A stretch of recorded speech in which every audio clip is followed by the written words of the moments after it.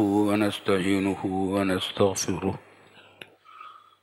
ونستغفره ونؤمن به ونتوكل عليه ونعوذ بالله من شرور أنفسنا ومن سيئات أعمالنا من يهده الله فلا مضل له ومن يضلله فلا هادي له ونشهد أن لا إله إلا الله ونشهد أن لا إله إلا الله وحده لا شريك له ونشهد أن سيدنا ونبينا وحبيبنا ومولانا محمدا عبده ورسوله صلى الله تعالى عليه وعلى آله وصحبه أجمعين وسلم تسليما كثيرا أما بعد فأعوذ بالله من الشيطان الرجيم بسم الله الرحمن الرحيم لقد كان لكم في رسول الله أسوة حسنة بزرگان محترم، برادران عزیز، جمعہ کے دن جب بیان کا نمبر آتا ہے تو فکر یہ رہتی ہے کہ کیا بات کریں. یعنی بہت ساری باتیں ہوتی ہیں، کون سی بات کریں کون سی نہ کریں. اللہ تعالیٰ سے دعا کر لیتا ہوں، پھر اللہ تعالیٰ جو دل میں بات ڈال دے وہ کر لیتا ہوں. دل میں یہ بات آ رہی ہے کہ ہم اس آیت کے پر بات کر رہے ہیں کئی جمعوں سے، لقد کان لکم فی رسول اللہ اسوۃ حسنہ. ناغے بھی ہوئے، میرے سفر کی وجہ سے، کبھی بیماری کی وجہ سے، لیکن اس آیت کا حاصل وہی ہے کہ رسول اللہ صلی اللہ علیہ وسلم تمہارے لیے بہترین نمونہ ہے. اس سے بہتر نمونہ زندگی گزارنے کا کسی کے پاس ہو نہیں سکتا. کسی انسان کے پاس، کسی رسول کے پاس اس سے بہتر نمونہ نہیں تھا. یہ نمونہ تاجدار دو عالم سرور کونین صلی اللہ علیہ وسلم کی حیات طیبہ کا ہے کہ یہ دیکھ لو کہ وہ کیا کرتے تھے، کس وقت کیا کرتے تھے، کس طرح کرتے تھے، بات کس طرح کرتے تھے، کام کس طرح کرتے تھے، دوستوں سے کس طرح ملتے تھے، عزیزوں سے کس طرح، چھوٹوں سے کس طرح، بڑوں سے کس طرح. ہر چیز میں ایک نمونہ ہے. چیزیں تو بہت ساری ہیں، لیکن ایک چیز جس کی ہمیں بہت پریشانی ہے پاکستان میں اور خاص طور سے کراچی میں، وہ گندگی کا پھیلاؤ ہے، صفائی ستھرائی کا فقدان. کراچی شہر کوڑا دان بنا ہوا ہے. کوئی میں بار بار کہتا رہتا ہوں، ساری ہماری بیماریوں کا جڑ ہے حرام خوری، کام چوری. صفائی کے لیے کتنے ادارے قائم ہیں، بلدیاتی ادارے ہیں، ان کے پاس گاڑیاں اسی کام کے لیے کہ صفائی کا سامان لے کر صفائی کروائیں. ان کے پاس پیسہ اسی واسطے دیا جاتا ہے، مگر کوڑیوں کے ڈھیر لگے ہوئے ہیں. کوڑیاں بکتی ہیں کہ یہ کوڑی ہٹانا مت یہاں سے. وہ کچھ غور غریب لوگ آئیں گے، وہ اس میں سے کچھ چیزیں چن کر لے جائیں گے اور اس کو فروخت کر کے کام کریں گے. اس واسطے کوڑیاں بھی پڑی رہتی ہیں. نتیجہ یہ کہ بیماریاں پھیل رہی ہیں، ہسپتال بھرے ہوئے ہیں، کوئی گھر بیماروں سے خالی نہیں ہے. ہمارے شہر میں یہ حالت ہے کہ کوئی گھر مشکل سے ایسا ہوگا جس میں بیمار نہ ہو. اور بیمار بھی بہت سارے لوگ تو وہ ہیں کہ کئی بیمار ہیں اور خطرناک بیماریاں ہیں گندگی کی وجہ سے. تاجدار دو عالم سرور کونین صلی اللہ علیہ وسلم نے اس سلسلے میں بھی بڑی ہدایات ہمیں دی ہیں. اول تو سارا آپ دیکھیے، نماز سے پہلے کتنا کام گیا. بہت سے دوسری قومیں پیشاب کرتی ہیں، پاکی کا کوئی انتظام نہیں کرتی. ہمارے یہاں پانی کو استعمال کیا جائے گا اور اس کو صاف کر رہیں گے. کھانا کھانے سے پہلے ہاتھ دھونا ہے، کھانے کے بعد ہاتھ دھونا ہے. ہر چیز میں، وضو میں، نماز پڑھنے سے پہلے وضو کرنا ضروری ہے اور جنابت کی حالت میں غسل کرنا ضروری ہے. دوسری قوموں میں یہ باتیں کہاں ہیں؟ لیکن اس کے باوجود کچھ چیزوں میں تو ہو جاتی ہے، لیکن عام طور سے زندگی کا رہن سہن ہمارا پاکی کی طرف تو ہو جاتا ہے، صفائی کی طرف نہیں ہوتا. حالانکہ وہ بھی پاکی کا ہی ایک حصہ ہے۔ حضور صلی اللہ علیہ وسلم نے فرمایا کہ ایمان کے 70 سے زیادہ شعبے ہیں، ان میں سے ایک شعبہ، ادنا شعبہ یہ ہے کہ اماطۃ الاذی عن الطریق، راستے سے تکلیف والی چیز ہٹا دو۔ راستے میں کوئی چیز پڑی ہو جس سے لوگوں کو تکلیف پہنچ سکتی ہے، کوئی کانٹا ہے، پتھر ہے، الجھ کر کوئی گر سکتا ہے، یا کم اور نہیں گرے گا تو کم از کم اس کو ٹھوکر لگے گی، یا چھلکا کیلے کا چھلکا ہے اس کو ڈال دیا تو اس پر پاؤں پڑ گیا تو آدمی پھسل ہی جائے گا۔ اب کتنی خرابیاں اس سے پیدا ہوتی ہیں کہ ہم لوگ جو چیزیں استعمال کرتے ہیں اس کو جہاں پھینکنا چاہیے وہاں نہیں ڈالتے، بلکہ ایسی بہت سارے ہمارے یہاں تربیت ایسی، بچوں کو یہ تربیت نہیں دی جاتی کہ اس کو پھینکنے کی کوئی جگہ ہوتی ہے، بلکہ جہاں چاہ پھینک دیا۔ جب گندگی پھیلانے والے تو بے شمار ہوں اور صفائی کرنے والے تھوڑے ہوں تو کب صفائی قائم ہو سکتی ہے؟ نہیں ہو سکتی۔ اگر 2 کروڑ آدمی گندگی پھیلانے پر لگے ہوئے ہوں اور صفائی کے لیے ہزاروں آدمی رکھ بھی دیں تو صفائی کیسے کر لیں گے؟ لیکن رسول اللہ صلی اللہ علیہ وسلم نے فرما دیا ہر ایک آدمی اپنی اپنی ذمہ داری محسوس کر لے، اپنے آپ کو صاف ستھرا رکھے، اپنے بال بچوں کو صاف ستھرا رکھے، اپنے گھر کو صاف ستھرا رکھے۔ اور فرمایا حضور صلی اللہ علیہ وسلم نے کہ نظفوا افنیتکم ولا تتشبہوا بالیہود، اپنے گھروں کے ارد گرد جگہ کو بھی صاف رکھو، صرف گھر کی صفائی نہیں، گھر کے ارد گرد کو بھی صاف رکھو، اور یہودیوں کی مشابہت نہ اختیار کرو۔ اس زمانے کے جو یہودی تھے وہ یہ کرتے تھے کہ اپنے گھر کو تو صاف کر لیتے تھے اور کباڑ کوڑا باہر پھینک دیتے تھے، نتیجہ ہے کہ باہر کباڑ کوڑا پھیلا ہوتا تھا، لوگوں کو تکلیف ہوتی تھی، اس سے گزرتے تھے۔ تو آپ نے فرما دیا کہ کھانا گھروں کو صاف رکھتے ہو اور وہ بھی ضروری ہے، لیکن باہر کے بھی صاف رکھو۔ اگر ہر آدمی اپنے گھر کا ارد گرد کو صاف رکھ لے پورا شہر صاف ہو جائے گا نہیں ہو جائے گا؟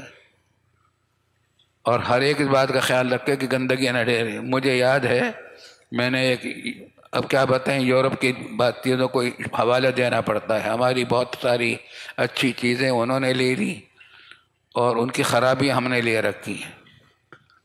ایئرپورٹ پر میں نے دیکھا کہ ایک بچی ہے ماں کے ساتھ، اس کو ماں نے ٹافی دی تھی، اس نے ٹافی کھولی، اس کی پنی جو تھی اس نے ہاتھ میں لے کر ماں کی طرف دیکھا کہ اس کو کہاں پھینکنا ہے۔ اس کو یہ تربیت تھی کہ ہر جگہ نہیں پھینکی جاتی ہے۔ ماں نے اس کو کہا کہ چلو میرے ساتھ، اپنے ساتھ لے گئی ماں، یہ نہیں کہا کہ مجھے دے دو میں پھینک کے آ جاؤں گی، اپنے ساتھ لے گئی، ڈسٹ بین میں پڑا ہوا تھا، اس کو کہا اس میں ڈالو۔ اس طرح بچوں کو سکھایا جاتا ہے، ہمارے بچوں کو بھی سکھانا اسلامی تعلیمات کا تقاضا ہے۔ گناہوں سے گناہ کبیرہ ہے کسی مسلمان کو تکلیف پہنچانا۔ المسلم من سلم المسلمون من لسانہ ویدہ، مسلمان وہ ہوتا ہے جس کی زبان اور ہاتھ سے دوسروں کو تکلیف نہ پہنچے۔ ہم تکلیف پہنچاتے ہیں، نتیجہ ہے کہ بیماریوں کے ڈھیر ہیں، بیماریاں کوئی گھر بیماری سے خالی نہیں۔ ابھی حال میں کل ہی میری واپسی ہوئی، اور یہ مسقط عمان جانا ہوا، وہاں ایک کانفرنس تھی، عالمی کانفرنس تھی، پہلی مرتبہ جانا ہوا تھا۔ عرب ریاستیں اکثر دیکھی ہوئی ہیں، یہ نہیں دیکھی تھی، بہت پہلی مرتبہ حاضری ہوئی۔ تاجدار دو عالم سرور کونین صلی اللہ علیہ وسلم کی حکومت یہاں تک قائم تھی، یہ گوادر کے برابر میں ہے مسقط۔ کسی وقت یہ گوادر جو ہمارے پاکستان کا ہے یہ مسقط کا حصہ تھا۔ وہاں کا جو سلطان قابوس ہے اس نے وہ خرید لیا تھا ایوب خان کے زمانے میں گوادر۔ پیسوں کی کمی تھی، ان کے پاس پیسے نہیں تھے، اس وقت تک پیٹرول دریافت نہیں ہوا تھا، تو ایوب خان کے زمانے میں گوادر خرید لیا۔ اللہ تعالیٰ جزائے خیر دے ایوب خان کو، ایک بہت بڑی چیز، بہت بڑا سودا کر کے انہوں نے لے لیا۔ ہمارے ملک کے لیے بہت بڑی عظیم الشان بندرگاہ بننے کا سارے سامان وہاں ہو رہا ہے۔ اس کے بعد پھر پیٹرول نکل آیا وہاں. اب وہاں مال و دولت کی فراوانی ہے، لیکن مال و دولت کی فراوانی تو ہے، لیکن حسن انتظام، امن و امان، صفائی ستھرائی اور عوام کی سہولت اور خوشحالی مثالی ہے، مثالی. آج پوری دنیا میں جتنے حکمرانوں پر ہم نظر کریں ہیں، ایسا حکمران میری نظر میں نہیں آ رہا جیسا وہاں کا حکمران ہے سلطان قابوس. ہماری ملاقات اس سے نہیں ہے، لیکن ہمارے جو پاکستانی وہاں رہ رہے ہیں، کاروبار کرتے ہیں، برسوں سے رہتے ہیں، انہوں نے جو وہاں کے حالات بتلائے. یہ سلطان، پھر تصویریں بہت ساری ہیں ہر جگہ لگی ہوئی ہیں. عام لوگوں کی طرح وہی لباس وہی پہنتا ہے، اور گاؤں کے لوگ بھی وہی پہنتے ہیں، اور ہر گاؤں گوٹ میں جاتا تھا، وہاں کے حالات دیکھتا تھا، اور دیکھتا تھا کہ یہ کیا ہے، وہاں کے مسائل کیا ہیں، ان کے انتظامات کرتا تھا. جب پیسے آ گئے تو اس نے یہ کام شروع کیا کہ چھوٹی چھوٹی بستیوں میں، گاؤں گوٹوں میں جا جا کر بیٹھ جا. ان زمین پر تصویریں میں نے دیکھی، زمین پر گاؤں والوں کے ساتھ بیٹھا ہوا ہے، ان کے ساتھ بیٹھا ہوا کھانا کھا رہا ہے، ان کے ساتھ بیٹھا ہوا باتیں کر رہا ہے. لباس وہی ہے جو گاؤں والوں کا ہے. رفتہ رفتہ اس نے اس ملک کو بنایا، اور اس کا رقبہ بہت بڑا ہے عمان کا. مسقط اس کا دارالحکومت ہے. اب اتنا خوبصورت شہر ہے وہ کہ دیکھنے کے قابل ہے، اور صفائی ستھرا کا یہ حال ہے کہ آپ کو ایک پتا پڑا ہوا نہیں ملے گا پورے شہر میں. پورے شہر میں یہ سڑکیں ایسی اعلیٰ درجے کی صاف ستھری ہیں کہ کوئی انتہا نہیں ہے. کوئی وہاں کوئی غریب نہیں ہے، پورے ملک میں کوئی آدمی غریب نہیں ہے. اب جیسا پیسے آ گئے ان کے پاس، اس بادشاہ نے یہ کام کیا کہ اس کو صحیح عوام پر تقسیم کیا. ہمارے یہاں فنڈ آ جاتے ہیں اور پتہ نہیں کہاں جاتے ہیں، کروڑوں اربوں کے فنڈ آ جاتے ہیں باہر سے، امدادی یا سودی قرضے آ جاتے ہیں، اور پتہ نہیں کہاں جاتے ہیں، خرچ نہیں ہوتے عوام پر. وہ عوام پر خرچ کرتے ہیں. تو وہاں کا صورتحال یہ ہے کہ کوئی بیمار ہو جائے، کوئی بھی گاؤں کا کوئی بھی آدمی کوئی بھی ہو، امیر و غریب ہو، اس کا سارا علاج مفت، حکومت کی ذمہ داری ہے، ہر قسم کا علاج.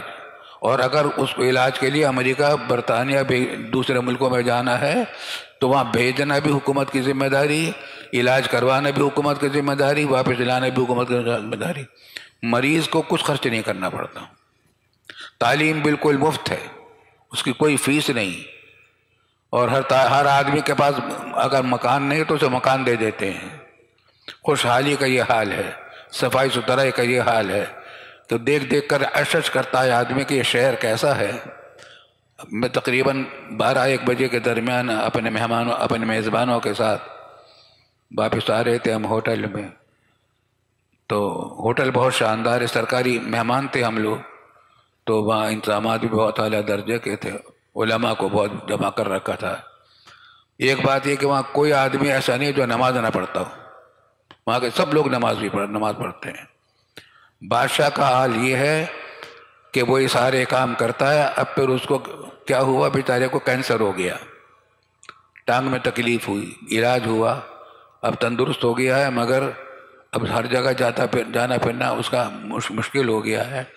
لیکن اس کے بارے میں لوگ اس کے نام کا کلمہ پڑھتے ہیں، سلطان قابوس. ہر ایک اتنا خوش ہے کہ کوئی انتہا نہیں. امن و امان ایسا ہے کہ وہاں کبھی چوری نہیں ہوتی، کوئی ڈاکہ نہیں پڑتا، کوئی جیب نہیں کاٹتا. رات کو ہم گزر رہے تھے تو دیکھا کوئی بہت اعلیٰ درجے کی سڑک تھی، مگر وہ شہر کے اندر کا علاقہ نہیں تھا، نواحی سا علاقہ تھا. تو سڑک بہت اعلیٰ درجے کی صاف ستھری تو تھی. وہ دیکھا کیا ہو رہا، رات کو 12-1 بجے وہاں گاڑیاں کھڑی ہوئی ہیں اور سڑک کی صفائی کر رہی ہیں. حالانکہ صفائی پہلے سے ہے، مگر اس وقت جس وقت ٹریفک بند ہو جاتا ہے تو اس وقت سڑکیں بالکل صاف ہوتی ہیں اور پھر صفائی کی جاتی ہے ان کی. یہ حرام خوری وہاں نظر نہیں آتی کسی جگہ، اللہ کے فضل و کرم سے اس کی برکات ہے. اور بات وہ چل رہی ہے کہ لقد کان لکم فی رسول اللہ اسوۃ حسنہ. رسول اللہ صلی اللہ علیہ وسلم نے یہاں کے لوگوں کی تعریف بھی کی تھی. کوئی صحابی کہیں گئے تو انہوں نے وہاں تبلیغ کے واسطے گئے، کسی دینی کام کے لیے گئے، تو وہاں کے لوگوں نے ان کے ساتھ بدسلوکی کی. تو آپ نے فرمایا کہ اگر تم عمان جاتے تو وہاں کے لوگ تمہارے ساتھ ایسا سلوک نہ کرتے. عمان کی تعریف فرمائی رسول اللہ صلی اللہ علیہ وسلم نے، اس کی برکات ہیں. وہاں ایک صحابی کا بھی مزار ہے، اور تاریخی مقامات بھی بہت عجیب و غریب ہیں قدیم. ایک بستی ایسی ہے جہاں آگ برسی ہے کسی قوم پر، اور اس کو ڈھانپ دیا گیا ہے. ایک صحابی کا مزار ہے. بعض علاقے بڑے خوبصورت ہیں، پہاڑی علاقے ہیں بڑے خوبصورت شاندار. اور مہمان نوازی بہت، عربوں میں مہمان نوازی تو بہت ہوتی ہی ہے، بہت پرانی ہے. عربی روایات ہیں، اپنا لباس پہنتے ہیں سب، کوٹ پتلون کوئی نہیں پہنتا وہاں. سب بادشاہ بھی وہی اعلیٰ درجے کا اپنے وہ لباس پہنتے ہیں، عربی لباس. عربی روایات وہاں زندہ ہیں. وہاں جا کر دبئی میں تو پتہ نہیں چلتا کہ ہم کسی عرب ملک میں آئے ہیں، لیکن یہاں پتہ چلتا ہے کہ ہم کسی عرب ملک میں آئے ہیں. تو الحمدللہ عربی روایات ہیں، عربی کلچر ہے. تو میں کہہ رہا تھا کہ رسول اللہ صلی اللہ علیہ وسلم کی تعلیمات ہی تو ہیں یہ جو کچھ وہاں ہو رہا ہے. یہی تو وہ تعلیمات ہیں جو حکومت کے لیے، حکمرانوں کے لیے بھی ہیں، عوام کے لیے بھی. عوام بھی وہاں گندگی نہیں پھیلاتے، نماز پڑھتے ہیں سب کے سب. اور ربیع الاول کا مہینہ تو ختم ہو گیا، لیکن رسول اللہ صلی اللہ علیہ وسلم کا اسوہ صرف ربیع الاول کے لیے نہیں تھا، عمر بھر کے لیے تھا. اگر ایک سال گزر بھی گیا ہے تو ہمیں اس کا فائدہ لینا چاہیے کہ ہم نے اس سال کو سنت رسول اللہ صلی اللہ علیہ وسلم کے موافقت میں کتنے کام کیے، مخالفت میں کتنے کام کیے. ہمارے والد صاحب رحمۃ اللہ علیہ فرمایا کرتے تھے کہ لوگ برتھ ڈے مناتے ہیں، یوم پیدائش مناتے ہیں اور خوشی کرتے ہیں، بھئی ہمارا برتھ ڈے ہے، خوشی کا دن ہے. والد صاحب فرماتے تھے کہ یہ خوشی کا دن ہے یا کچھ اور ہے، اس پر غور کرو. یہ کہیں غم کا دن تو نہیں ہے. یہ ایک پیغام دے رہا ہے تمہیں، یہ سال کا ختم ہونا، کہ تم جتنی زندگی لے کر آئے تھے اس میں ایک سال میں کمی آ گئی. کہا کرتے ہیں لوگ ایک سال ہماری عمر بڑھ گئی ہے. عمر بڑھ گئی ہے یا گھٹ گئی ہے؟ جتنی عمر لے کر آئے تھے وہ گھٹ گئی، ایک سال کم ہو گیا. اپنا احتساب کرو. ہمارے یہاں محتسب کی عدالت ہے، جو جتنے چور بدماش ہیں ان کو کوئی نہیں چھوتا، اور جو کم چور ہیں ان کے اوپر بڑے بڑے الزامات ہیں اور مقدمات ہیں. ہمارے یہاں حرام خوری کا یہ حال ہے، امن و امان کا یہ حال ہے کہ کوئی آدمی رات کو اکیلا نکل نہیں سکتا.